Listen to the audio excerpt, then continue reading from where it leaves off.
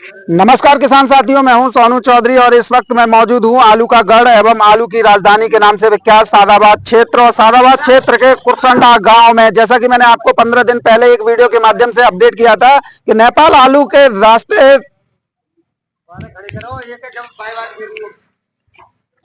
नमस्कार किसान साथियों, मैं हूं सोनू चौधरी और इस वक्त मैं मौजूद हूं आलू का गढ़ एवं आलू की राजधानी के नाम से विख्यात सादाबाद क्षेत्र में और सादाबाद क्षेत्र के कुरसंडा में। आज जो तस्वीरें मैं आप लोगों को दिखाने जा रहा हूं वो किसी धमाकेदार खुशखबरी से कम नहीं है, क्योंकि 15 दिन पहले मैंने आप लोगों को एक वीडियो जारी करके ये दावे के साथ कहा था कि नेपाल आलू निर्यात खुलते ही आलू का खेल जो है पलट जाएगा और मंदड़ियों के सपने चकनाचूर हो जाएंगे और आप किसानों को आलू के अच्छे से अच्छे भाव जो है प्राप्त हो जाएंगे।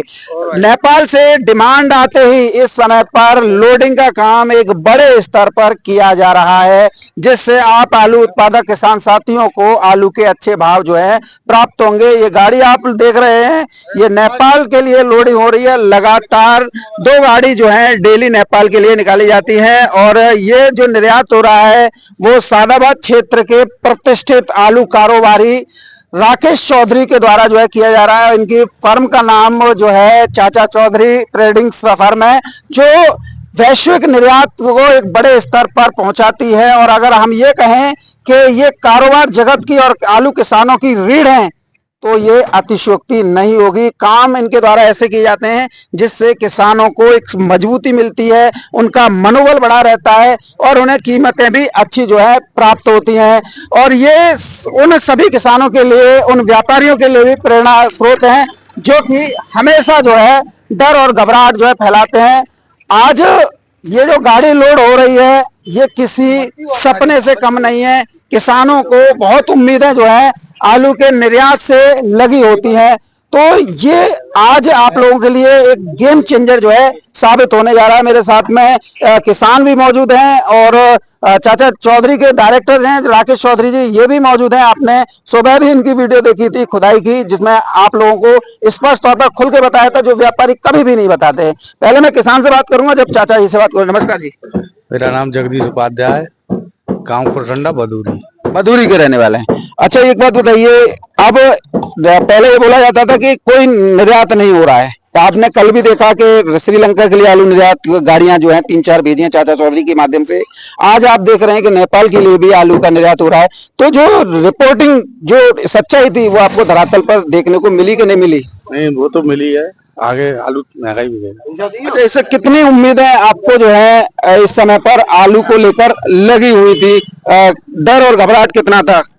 हमें तो कहू रही नहीं जाती, डर नहीं रहा है? बिल्कुल कहू ना रहो। जैसे हल्ला मचाया था का? बिल्कुल पिछले साल उन्होंने जय साल डर। अच्छा, अब एक बात बताइए, ये निर्यात होने से अब किसानों को इसका कितना बेनिफिट आप अपनी नजर में देख रहे हैं, क्योंकि आप भी आलू करते हैं? नहीं, बेनिफिट तो होगा। अब ऐसे लोगों को क्या कहना चाहोगे जो लोग डर और घबराहट फैलाते हैं कि अरे ये हवाई यही बातें, कोई निर्यात नहीं हो रहा है? अब आपके सामने आ गई नेपाल के लिए भी, कल आपने ये भी देखा कि कुरसंडाई से जो है श्रीलंका के लिए भेजा गया था आलू जो है। हमारे बहुत बड़े व्यापारी हैं। ये तो रीढ़ है, ये तो जहाँ जम गए वहाँ अंगद का पैर कर दिया। सरकार भिजवा रही है भाई, सरकार मेरे साथ में भाड़े में सब्सिडी मिल रही है। राम राम जी। राम राम भैया। ऐसा है, भाड़े में सब्सिडी दे रही है सरकार बाहर भेजने पे भाड़ा कम, भाड़ा जितना भी जाएगा उसमें से 25% भाड़े में सब्सिडी मिलेगी। बाहर जितना आलू जाएगा उसमें हमको और किसानों को दोनों को फायदा है। अभी गाड़ी लगाई है, एक गाड़ी दोपहर में आ रही है, उसका माल पैक हो रहा है। ये गाड़ी निकलेगी, लेबर खाली होगी तो उधर देखो कैमरा, उधर ट्रैक्टर खड़े हुए हैं, उधर ट्रैक्टर खड़े हुए हैं। ये गाड़ी लोड होने के बाद में दूसरी गाड़ी आ रही है, 2 गाड़ी लग रही है। आज 2 का माल पैक हो रहा है, 4 गाड़ी आएंगी कल तक, दोपहर तक। कल दोपहर तक आप 4 गाड़ी? ये फुटबॉल जा रहा है सब, पूरा नेपाल एक्सपोर्ट क्वालिटी माल है, देख लो एकदम वाइट। 37-97 CPRI 37-97 की डिमांड ज्यादा है। 37 मांग रहा है, गर्मी पड़ रही है। अब कल जो उधर गया वहाँ 40-45 टेम्परेचर, तो माल खराब हो जाएगा नहीं तो। अच्छा, आपने कल भी जो है श्रीलंका के लिए भेजा था, सूरज भैया मिले थे और कई किसान बोल रहे थे कि इसका तो हमारा लोकल का व्यापार नहीं है, हमारा माल सब बाहर जाता है। लोकल में हमारे पास कोई व्यापार नहीं है, पड़ता नहीं आता है। हाँ, लोकल में हमारा पड़ता नहीं आता है, बढ़िया माल लेते हैं, बढ़िया बाहर ही आता है सब। चाचा जी, कुछ लोग, जैसे कि मैंने एक चीज पहले हुई निर्यात से संबंधित वीडियो डालता रहा हूँ और दाम भी बताता रहता हूँ, बहुत लोग जो है इस पर ऑब्जेक्शन उठाते रहे, अरे ये कोई धावा है, कोई मतलब नहीं है। ऑब्जेक्शन उठाएगा, हर आदमी सरकार पर ऑब्जेक्शन उठा रहा है, कोई कह रहा है सरकार खराब है, कोई कह रहा है सरकार बढ़िया है। इससे कोई मतलब नहीं है। जब ये बताओ पिछली साल गोभी 2 रुपए किलो बिकी तो किसी ने कुछ कहा? आधी मंडी में चली गई, आधी गौशाला चली गई। अब गोभी बिक रही है 40 रुपए किलो, 35 रुपए किलो। अरे सब्जियां महंगी हो जाएंगी तो सब्जी का राजा तो अपने आप ऊपर चला जाएगा। डेली आप कितनी गाड़ियां निकाल रहे हैं? 4-5 गाड़ी, जितना माल पैक हो रहा है सब जा रहा है। मुझे लग रहा है कि एक बहुत बड़ी तादाद में जो है आपको ऑर्डर नेपाल के लिए मिला है। या नेपाल का ऑर्डर नहीं है, सब जगह का ऑर्डर है। इस माल की डिमांड है। हाइब्रिड आलू कोई नहीं ले रहा है। हाइब्रिड आलू चलता भी नहीं है। नहीं, हाइब्रिड बारी है, हाइब्रिड तो यही रहता है, वो मद्दा फैलाता है, मार्केट खराब कर रहा है ना। अच्छा, अभी ये नेपाल के लिए आपका ये लोडिंग कब से शुरू हुई है? ये तो 2-3 दिन हो गए। 2-3 दिन से एक गाड़ी जो लग गई है, अभी एक दूसरी आ रही है और डीजल डलवाने गई है। यानी कि हम जो कह रहे थे कि नेपाल निर्यात का रास्ता खुलते ही गेम पलटेगा, सो पलटने वाला है। अरे भैया, मोटा माल मांग रहे हैं और जोर करे इसमें से सीट हो तो सीट दे दो हमें, आलू हम करके देखेंगे। ये भी डिमांड है। हाँ, बीज और मांग रहे हैं भैया, बीज नहीं देंगे। बीज मत देना, नहीं तो खाना का अपनी बीज की तो मना कर दिया भैया, बीज नहीं मिलेगा। मार्केट चली जाएगी ना अपनी। अक्टूबर में देखेंगे, बचा तो दे देंगे। अक्टूबर में अगर बीज बचा तो देंगे, नहीं तो नहीं देंगे।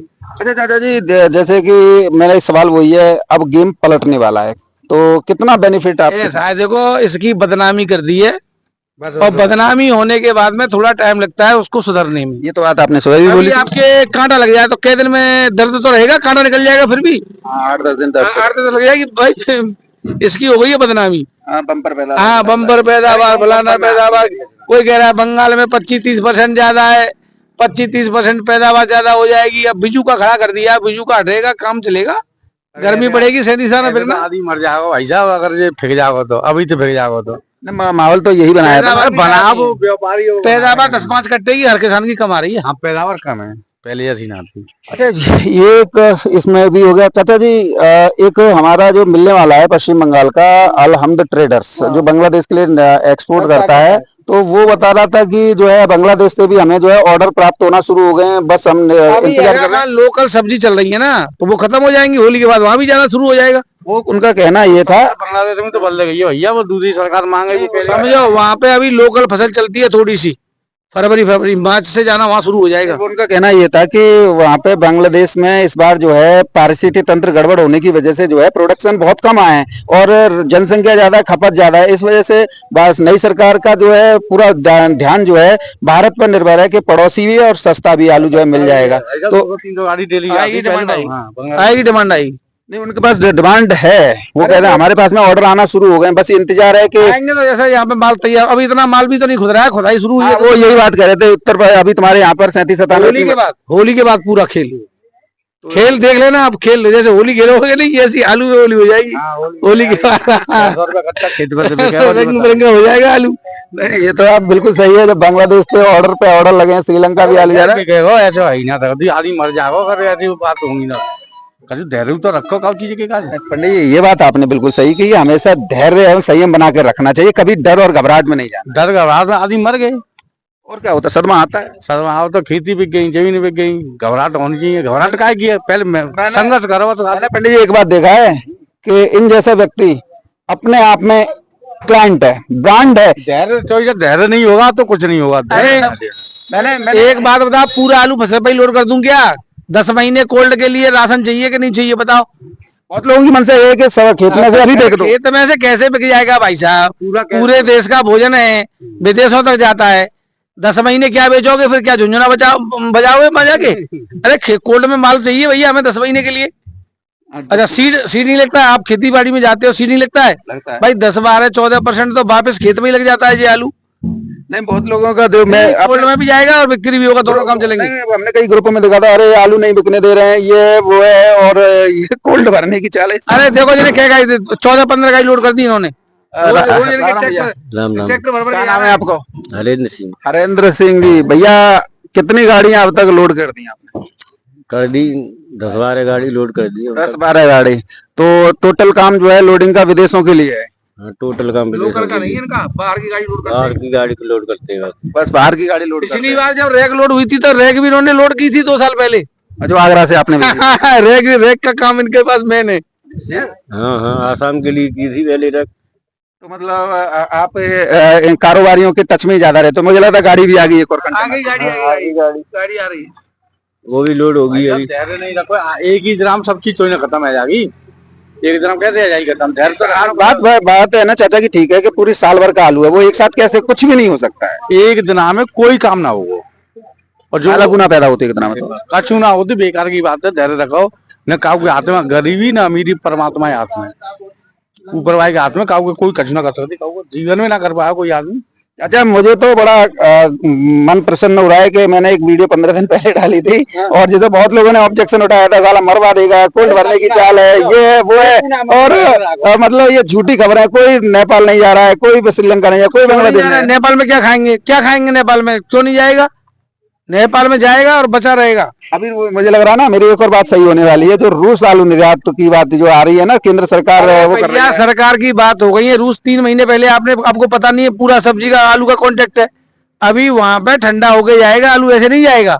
मैंने कितना टेम्परेचर चाहिए था? 35? हाँ, 35-32 पे जाएगा, वहाँ टेम्परेचर पहुंच जाएगा, रास्ते माल खराब हो जाता है। ये जैसे अपना सरकार की बात क्लियर हो गई है।